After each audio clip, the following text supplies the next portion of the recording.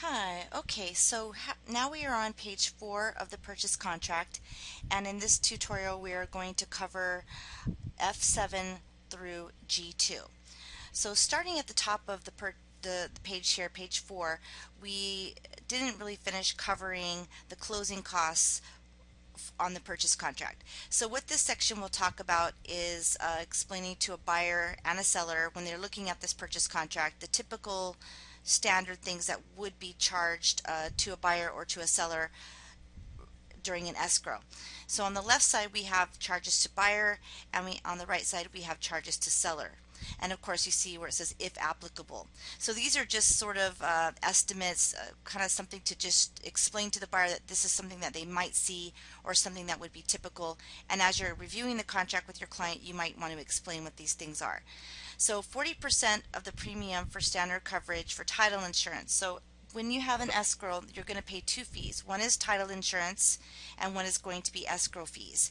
The escrow fees are basically the escrow officer's fees for, facilitating the escrow, and of course the title insurance is the title insurance for the property. So depending on whatever the amount is of the title insurance as a whole, buyer will pay 40% of that, and seller will pay 60% of that. On an escrow fees, you're going to notice that it's 50-50. So 50% of escrow fee for buyer and 50% of escrow fee for seller. I'm not sure why it's not right there next to each other, but that's the way it is. At this time, you would want to explain to your buyer that they may have some mortgage fees that may need to be paid. Obviously, as a real estate agent, you're not going to know what that is unless you have a real good relationship with the lender. But in this case, I would refer back to the lender, your client back to the lender to ask, what kind of mortgage fees am I going to be paying for, points, that sort of thing. All of these are considered closing costs. There are other standard fees involved, like conveyance fees, not conveyance fees, but recording fees for the buyer, and other points or things like that that the lender may require. But typically, all of what's going to be charged to the buyer is going to be right here. There really isn't that many more surprises. It's the seller side that you would really need to worry about, but because you're representing a buyer by writing this offer, you really don't need to worry so much about the seller. But if you were representing a seller and you got an offer and you hadn't broached these subjects with your seller, it might be a good idea now to, as we're talking about it, remember in the back of your mind that when you are doing a listing presentation or listing agreement, that you want to cover these closing costs at the front of a listing rather than waiting till you're surprised by it during an escrow. So again, if you are taking a listing, you want to do what they call an estimated closing cost for your client, which we'll cover in a listing presentation later. But to explain to them at the get-go that they'll be paying 60% of the title insurance, 50% of the escrow fees, notary fees, attorney's fees, things like that. They're all really nominal, like $25 here, $25 there. They're not really huge fees. The biggest fee of all, well, there's actually two of the hugest things possible for a seller, if we're just going to cover that real quick, is the conveyance taxes. And I'm going to cover that in F7 a little bit more. But with regard to conveyance taxes, those are pretty huge. Those are actually I don't know, I would say percentage wise, but a pretty big fee. And on top of that, if they are subject to FERPTA or HARPTA. So like I said, at the beginning of a listing, you want to double check with your client to see if they're going to be subject to FERPTA, HARPTA. And by now you should know what FERPTA, HARPTA is. And if you don't know what it is, basically it is if someone is selling their home and they don't live in Hawaii, but they live on the mainland, they're going to be subject to HARPTA taxes, which is the Hawaii real estate tax. If they live in Japan, they're going to be subject to both FERPTA, foreign investment tax, and then also Hawaii state tax. So you combine the two, and HARPTA is 5% of the sale price, which is, yeah, that's pretty big. And then if you combine FERPTA on top of that, that's another 10%. So if you've got a client living abroad, Japan, Canada, anywhere that's, not the United States, they're going to be subject to 15% of the sale price. And we're not talking about percentages. It's actually 15% of the whole sale price. So you want to make sure you get that all cleared up at front at the get-go. And like I said, we'll talk about that a little bit more when we get into the listing presentation, because there are things that you can recommend to your client to do that they may possibly be exempt from this tax. But again, these are all of the closing costs that you'll want to, approach the client with and let them know, not so that they're not surprised when they get their closing statement 30 days from now. Okay, so moving along to F-7, notice on conveyance tax. So as I mentioned before, when you're selling a property, every seller on the island is subject to this tax. Now, the reason why we have a section here having to select one or the other, one is the buyer needs to specify at this time whether they are buying the property as their principal residence or if they are buying other than principal residence. When they say other than principal residence, this pretty much means that they're buying it as an investment, or maybe it's a second home, what have you. Being that they are buying it as other than buyer principal residence, that actually is going to cost the seller a little bit more in conveyance taxes. And the reason why there is a section here is because we need to notify the seller from the get-go that the buyer intends to purchase this property as, an investment or a second home, whatever the case is. And that will alert the seller to, oh yeah, I'm going to be paying a little bit higher taxes. And if you weren't aware of this, there is a form that you can get off the Elite intranet site that will tell you what the conveyance taxes are. So if you were to go onto your Elite intranet site, which is right here, I have it opened already, go to Leanna's training documents, or sorry, Leanna's training materials, and go to seller representation, and you will find the conveyance tax table. Open this up, and this will give you the rates. Now, if you're obviously this is all based on the sale price of the home. If you look in the left column pertains to someone who is buying the home as a owner occupant, like they're going to be living on the property. The second column represents investor property, second home, whatever, that you're not going to be claiming a home exemption. And this is just another way for the state to collect more money. I am not really too familiar with why they are taxing higher on someone who's not living on the property, but this is their rules, and this is the table to calculate. So let's say you have $1 million sale price. You would take $1 million, divide that by 100. Oops, 1 million divided by 100. That would get you, I did that wrong, sorry. Divided by 100. That's 10,000, and then you would take that number and then you would times it by whichever column you've got here. So let's say they're going to be buying the property as a homeowner. That would be 20 cents on every 100. That would be $2,000.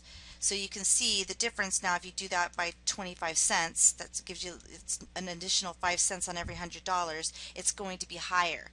So the reason for notifying it here is that you want to make sure that you say at the get-go how you're going to do this, because here's the problem. If you say you were to check that you're buying it as a principal residence, and then later during the escrow your buyer says, oh, you know what, I think I'm going to buy this as a second home. Maybe something's changed in the loan and they decide they're going to buy it as a second home. This is actually going to cost your buyer money. So because they change it in the middle of the escrow, it says if the selection changes from buyer's principal residence to other than buyer's principal residence, buyer shall provide written notification to seller and to escrow no later than 15 days prior to the scheduled closing date. Should buyer make such change, buyer shall be charged at closing an amount equal to the difference in conveyance tax. So got to be really careful that this doesn't get changed later, and that if you check it here, you got to be committed to it. Otherwise, you're going to have to explain to your buyer that they're going to have to pay the difference. And in a $1 million listing, it's, I don't know, it's not that big, but if you're dealing with a $3 million home, it could be quite costly for your buyer if they end up having to do that. The other thing is that if you were to check this box as other than buyer's principal residence, of course the seller is going to know that you are going to be costing him more money. And I have done this several times where if they have checked this box, I actually counter it that the buyer needs to pay the difference. But at least then you have the chance to go, no way, I'm not going to do that, and you don't get yourself caught up in a contract where you have no choice but to pay that fee. I mean, I've actually had that happen to me where, I've checked this box and it's changed later and I never told anybody, and then ended up the buyer has to pay the difference. So you don't want to do that to your client. So find out from the get-go what's what, check this box. If it turns out that the buyer's going to buy it as a principal residence later and you're not out any money. And then also, if they do counter you back, you can just go, look, I'm not going to do that, because that might kill the deal. But anyway, that's what this section is all about. Okay, so moving on to assessments. Okay, what this section talks about is assessments on property. So let's say you have a condo or a subdivision where there have been some repairs or remodeling. Maybe a roof was done, maybe they've had a huge rehaul of plumbing, and it's cost the project about $20,000 to update all the plumbing, or maybe re-roofing of some sort, and there's a huge bulk payment that needs to be made, that they need to assess all of the property owners, and every property owner has a percentage that they need to pay down towards that assessment. So let's say everybody was charged, I don't know, let's say $5,000 each over the course of the next 5 years, and they may be paying it in increments or whatnot. This is something that you would really need to know before you even write the offer, but sometimes we don't know, and you might find out later when you get the condo documents that there were assessments made during the time that you were looking at the property, but you just weren't aware of it. So a way to make sure that you protect your client is by checking off that any lump sum assessments levied against the property prior to acceptance date shall be paid by seller. Okay, and then of course if there's any exceptions, which I never really have had any, but maybe there is an exception to the rule, then you would want to put that there if you knew of it, but typically you're not going to have any, so you would just put the word none there so it's not ambiguous. You want to make sure that you put something in the box so that it's clear that there is no other exceptions. Then you have here any assessments levied against the property prior to the acceptance date, which are being paid in installments. This just makes sure that escrow is aware that if there are any assessments, that they collect all of that from the seller during the escrow. Now, if something were to happen after the acceptance date, you're going to probably hear about it or know about it, because it would become a disclosure issue, and then you would have to, it would be an update to the disclosure, and then you could always renegotiate your situation at that point. But this covers you up to the acceptance date. Anything that you're not aware of or anything that you are aware of, there's no question the seller has to pay it before closing. There are times where you might have a situation in which case the buyer agrees to take on that responsibility because the seller just can't do it, and because the buyer really wants to buy the property, they are agreeable to taking that on, in which case you would select a buyer. So let's say there was a lump sum of $10,000 that the seller says, I want the buyer to take on that, or I'm not selling my property. Then the buyer says, I really want this unit, I agree to pay that $10,000. Then you would say buyer will agree to pay the lump sum, and then escrow would then take care of it. If you did have something like that, I would probably address it again in the Q section, just as a precaution that it's understood that the buyer is going to take care of that. As a seller agent, I would make sure that it's definitely clear and written, so you might as well do that in the Q section if you are going to be selecting this box. Let's see. If you have any other questions about this section, you might want to bring it up to the property manager, or possibly even your broker if it turns out to be that way. All right, so moving along down to possession of the property. Seller shall give buyer possession of the property at closing. There are times where you may have a situation where buyer is not going to be taking possession at closing, like maybe they're going to be doing a rent back or something like that. If that was the case, you might want to put in this line CQ1 of the contract, where you would specify possession of the property. The standard term that we like you to put here is recordation, and the reason why we say that is because sometimes closing may be construed as the date that you go in to sign all your papers, and we don't want there to be any confusion about closing. Closing actually means recordation in Hawaii. Some mainlanders believe that when you go to do your signing you get the keys and all that. That is not how it works here. closing means recordation, meaning the title has been transferred and you don't get keys until the day you actually record. So we put the word recordation here so that there's no confusion uh, with that. Okay, talking about F-12, keys to the property. So we're here on F-12.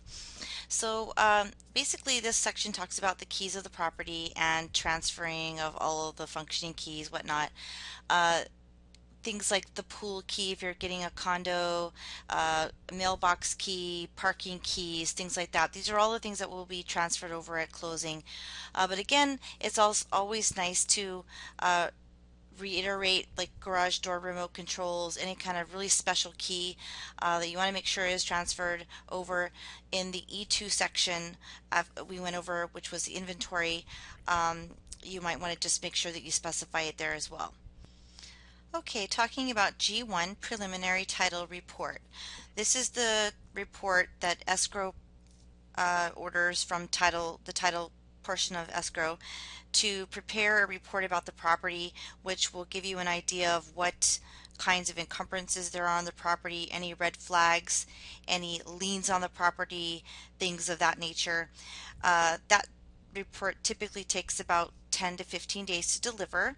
So once you receive the title report, the buyer has a chance to review that, which takes us into G2 review of the title report. The part here where it talks about seller agrees to convey property with warranties vesting marketable title in buyer, free and clear of all liens and encumbrances except. These are things that you would find in all the recorded documents. If it's a condominium, all of the CCNRs, all of the rules, the bylaws, things like that.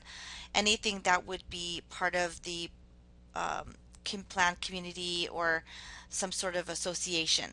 Uh, and then of course the reason why we put again here any other would be if there's anything else that may be out there that we're not aware of. We want to just make sure that we cover all of that.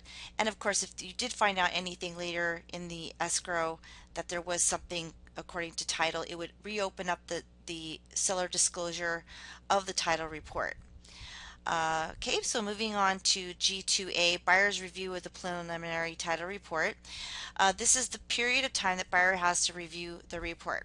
So you don't want to make this time frame too long because it is an open-ended cancellation period for just about anything to do with the title report. So 5 days is plenty of time for buyer to look over the title report. Obviously you as a buyer agent would be looking that over as well. A lot of times buyers don't know what they're looking for, so you kind of have to help them along. If there's any question or you're not really sure about anything with regard to what you are looking at in the title report, you should be discussing that with the title officer or the escrow officer. This is like I said, 5 days would be the standard days to put into this box for buyer to review the title report. Any longer would probably give the seller like a little bit of a cow, wondering why you need so long to review the title report, because it really doesn't take that long. And then of course it just opens up a cancellation period. So the shorter you make this, the better your offer is as far as strong and whatnot. Okay, now there shouldn't be a time really where you would want to put an NA in this box, but we want to make sure that this section here is checked, because this tells the seller that should there be anything that pops up on the title report that they may not be aware of, that we're as buyers agreeable to allowing them to have time to clear up any problems that may arise on the title report. Something such as, let's say there's a lien on the property, like a tax lien. Sometimes the IRS will slap a tax lien on the property and they may tell the seller by way of some sort of mail, but they never got it, whatever. This is something that can surprise a seller, and if they didn't know that was on there, they, and you didn't give them any time to review it, that gives you another chance to cancel if they don't have enough time to clear up a defect such as that. Sometimes things happen where somebody's going through a divorce and the title report is still showing the ex-wife. It hasn't been cleared. Now you got to go find the ex-wife, or you got to get a divorce decree and submit it to escrow to clear the title. These things can take time. So this box right here would be the amount of time that you're giving the seller to clear any title defects. And again, they may not even know that they have any defects. So you want to give them that assurance that should something happen, that you are willing to let them clear it. Obviously, if they are not able to clear it within the 10 days, buyer would have an opportunity to cancel, as well as, seller, if they couldn't clear it, they would also be able to cancel it. How could you force someone to close on something when escrow can't even convey title? So obviously the seller would be able to cancel as well if they weren't able to clear any of this stuff. At the end here, it talks about cancellation pursuant to O3 of the contract. And like I said, we're going to go over that a little bit more later when we get there, but O3 is very different from O2. O3 is cancellation after a deadline has passed. So if the buyer wanted to cancel, he would have so many days that would be in the O3 box. When you go to that section, let's say it's 5 days, he would have 5 days to 5 days from the date that this deadline expires to cancel. So that's what that section is right there. Very important to pay attention to the days that you're putting in the box versus the cancellation provision, because that could confuse things. If you're not really sure what you're doing, you need to really pay attention. So again, like this one right here, the 5 days to review the report, should the buyer want to cancel for, let's say they don't like the title report, whatever, they don't want to move forward, they would have to cancel before the expiration on the 5th day pursuant to this O2, because this is the section that talks about canceling within a time frame deadline.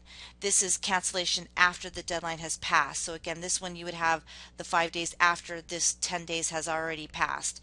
So again, we'll cover that again when we get to the O3 section. But that concludes page 4 of the purchase contract.